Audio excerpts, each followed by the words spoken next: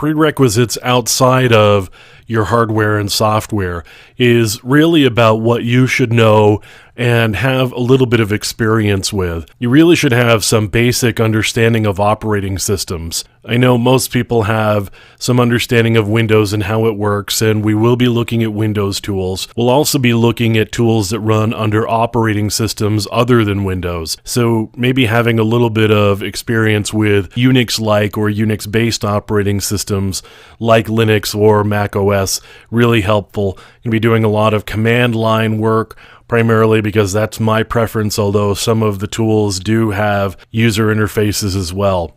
A basic understanding of networks and how networking works.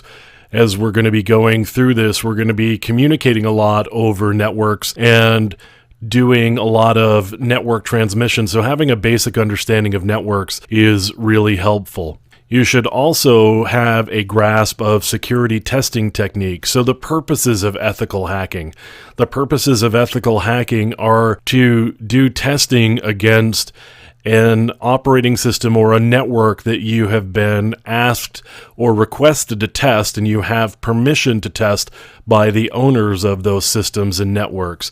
That's the purpose of doing ethical hacking, is to make sure that we've got the operating system or the network hardened enough that it would be difficult for a skilled attacker to penetrate the operating system or the network. And so the purpose of ethical hacking is to help protect those systems and networks. You should have an idea of what the expected outcome is. So an expected outcome would be to be able to either not get in at all despite exhaustive efforts, or if you do get in, you need to be able to document exactly what it is you've done in order to prepare the owner of the system or the network for how they can remediate the particular vulnerability that you've turned up.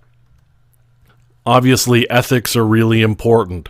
So you're not doing something that you don't have permission to do primarily is the biggest thing. Doing something that you don't have permission to do and testing networks that you don't have permission to test is frankly just illegal. So something you want to stay away from is not playing around with systems and with networks that you don't have explicit permission to do some testing on. So that's really important, and that's a big part of doing ethical hacking is just simply being ethical.